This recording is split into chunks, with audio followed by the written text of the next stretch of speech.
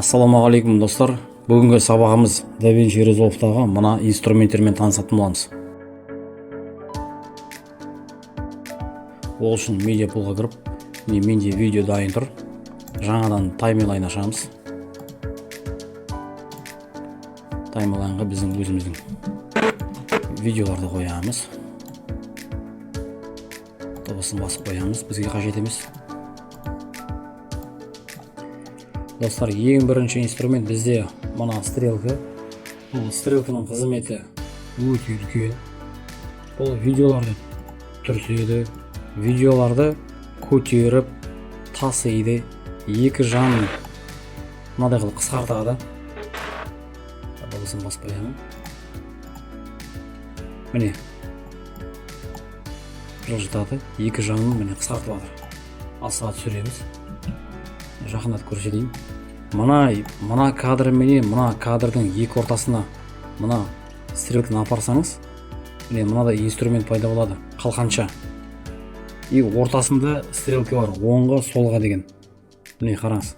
Кез келгеніне апарыңыз. Міне. Оның қызметі видео кадрларды былай қозғалтасыз, өзіңіз керегіңізге қарай. Немесе оңға, солға қозғалтуға болады. Я болмаса мына кадрдың шетіне апарсаңыз, түртпей ақ, міне. Ол кезде бір жақты қалқан пайда болады. Ол нені айтып тұр? Видеоны ішке қарай жинаймыз деген сөз.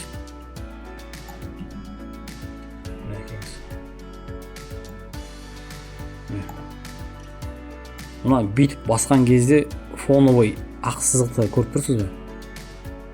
Фоновый ақ сызықты. Қазір жіберсем жоқ болып кетеді. Міне мына жерде пайда болады, қараңыздар. Мен бассам. Бұл нені айтып тұр? Бұл мына оң жаққа да, сол жаққа да мына видео кадрдың әлде бар екенін айтып тұр. Ішкі жағында. Бұл біз қазір енді бұны қысқартып тұрмыз ғой, сондықтан да бізге көрмейді. Бірақ фоновый несін бізге қанша видео кадрдың бар екенін бізге көрсетіп тұр мына программа. Міне созамыз. Көрдіңіз бе? Міне бар екенін көрсетіп тұр міне. Мына инструменттің қызметі Trim Edit моды деген. Бұл видеоны мына орындарына екі жақтағы міне кадрлар бар ғой. Сол жерлерді қозғамай, ішінен ғана қозғайды, тек қана. Ішкі кадрды қозғайды. Міне үстіңгі екі кадр, біреуі басы, екіншісі соңғы жаққа. Астыңғы екі кадр, бұл басындағы кадр менен, екіншісі содан кейінгі кадр. Dynamic Trim мод. Оны бассақ, мына playhead бізде сары түске өзгереді. Бірақ инструменттерді басатын болсақ, бұл сары жанып кіре береді. Мына инструмент қосылып тұр бізде. Мына видео кадрға түртіп, клавишадан J-ді қозғайтын болсақ, K-ді бассақ тоқтайды. J-ді бассақ жүреді. Пробел немесе K-ді бассақ клавишадағы тоқтайды. Келесі клавиша L-ді бассақ, английский, алға қарай жүреді. Енді бұл инструменті не үшін шығарғанын мен түсінбедім, бірақ енді бұны мен пайдаланып көрген емеспін.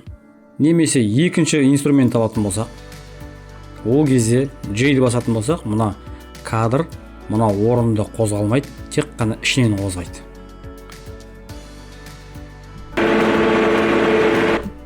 Байқадыңыз ба? Кадр қозғалып жатыр, бірақ мына орында тұра береді, тек қана ішінен ғана қозғайды. Енді лезвиені басамыз. Бұл атайтып тұрғандай видео кадрларды кесеміз. Одан кейін маған аламыз қайттан. Сосын кесіп болғаннан кейін кадрларды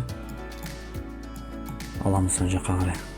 Одан кейінгі инструмент бізде insert. Бұл видео кадрларды, мына медиа пулдағы кадрларды таймлайнға қояды. Біреуін түртемін. Алып тастайын. Түрттім. Көрдіңіз ба? Қойып шықты бәрін кадрына. Енді бұны мен шынымды айтсам, бұл инструменттерді мен көп аса пайдаланған емеспін. Өйткені мышкамен алып қойған ыңғайлы сияқты.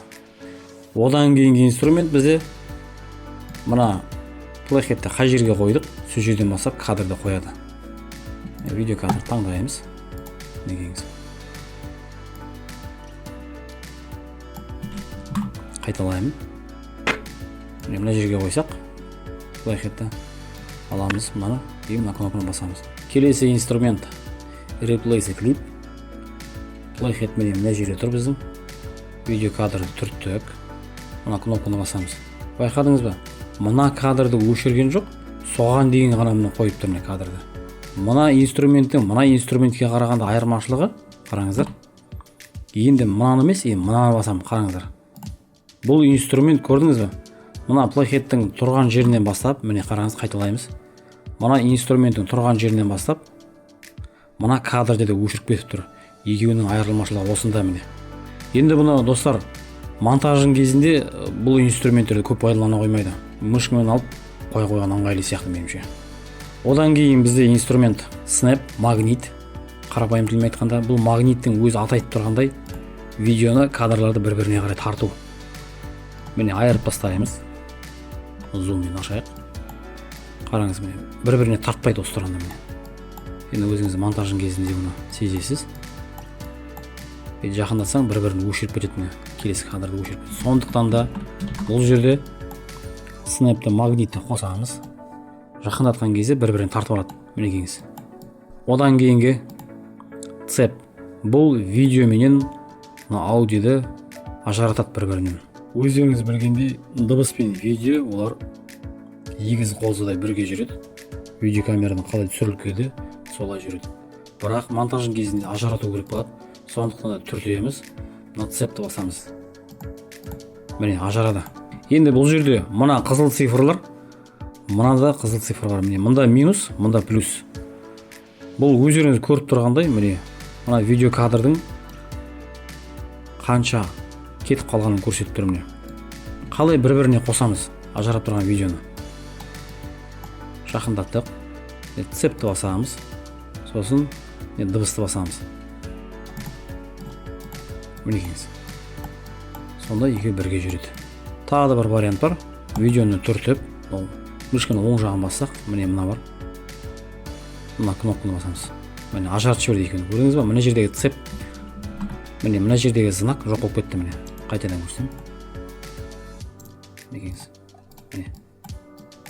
Одан кейін бізде міне құлыптың суреті тұр. Өзі айтып тұрғандай, құлып бүкіл видео трекке міне құлып қояды. Одан кейін флажок. Бұның қызметі видеоларға міне флажок қоямыз. Міне шетіне түсті. Екі рет басып, мына жерге біздің өзіміздің комментарий жазуға болады. Видеоны ортасынан кесетін болсақ, міне лезвиені алып кестік. Мұндағы флажок мына жерге де берілетінін көрдіңіздер ме? Өйткені екеуі ең басында бір кадр болған. Біз оны екіге бөліп кескеннен кейін флажок мұнда да қалады, мына жерде де қалады. Міне қараңыздар. Ендігі инструмент бұл бізде маркер. Маркер аты айтып тұрғандай, маркерді қойдық. Жылжытып қоя беруге болады. Бұған да сондай екі рет түртіп жазамыз тақырыпты. Труба өлшенуде, мысалға міне труба өлшенуде мына жерге тағы да керегіңіз жазуыңызға болады. Мына жерге міне цветтерін өзгертуге болады. Маркердің тағы да бір түрі бар. Мына таймлайнның өзіне мына жерге маркер қоямыз. Клавиша M, Альтті басып тұрып, мынаны мышкамен былай тартамыз. Көрдіңіз бе? Мына осы екі аралықта мысалға бір керек кадр бар, соны ұмытпашсың. Сол мына жерге келіп, мынаны жазуға болады. Мына жерге жазасыздар. Мысалға сіздің тапсырыс берушіңіз келді, сол жердің кадрларын өзгерт деген кезде сіздер сол жерге маркер қойып кеттіңіз ғой. Сол маркерден маркерге секіру үшін олай жүрмей-ақ, міне іздеп жүрмей-ақ. Сіздің жобаңыз үлкен ғой, айталық. Соны жоғарыдағы оң жағындағы үш нүктеге келіп басып, маркер дегенге келеміз. Міне көрдіңіз бе? 222 екі рет өлшенді деген бар. Соның қайсысына барасыз? Сіздің тапсырыс берушіңіз айтып тұр ғой. Екі рет өлшенді мысалға. Соған барамыз. Көрдіңіз бе? Ол сіздің уақытыңызды үнемдейді. Мен тек сіздерге қысқаша көрсетіп жатырмын. Одан кейінгі инструмент бізде бұл зумның қызметін атқарады десек те болады. Мына видео кадрлардың барлығын көру үшін клавиша мынаны бассақ та болады. Немесе кімге қалай ыңғайлы мына кнопканы бассаңыз сізге мына таймлайнда қанша видео бар соның бәрін көрсетеді. Мынаның қызметі сол. Одан кейінгі кнопка мына бигунок плайхед. Осының екі жанын ғана көрсетеді тек қана. Міне, көрдіңіз ба? Екі жанын ғана көрсетеді. Ал одан кейінгі бұл өзіңіз қолдан настрой жасайсыз. Мінекейіңіз. Мысалға бүйтіп қойдыңыз. Мысалға міне. Былай қойдыңыз, мынаны басаңыз. Көрдіңіз ба? Бұрынғы орнына қайтып келді. Одан кейін міне минус, плюс деген міне мынандай бигунок бар. Мына бүйтіп тартсаңыз үлкейтеді, одан кейін жинайды, қайтадан ашады міне. Енді бұның бірнеше түрі бар. Клавиатурадан плюс минусты басып жасауға да болады, кімге қалай ыңғайлы. Немесе мына инструментті пайдалануға да болады. Немесе тағы да бір түрі бар. Альтты басып тұрып, мышкідегі скроллды пайдалансаңыз да болады, кімге қалай ыңғайлы міне. Инструменттермен танысып болдық. Осымен сабағымызды аяқтаймыз. Аяғына дейін көргендеріңізге рахмет. Сау болыңыздар.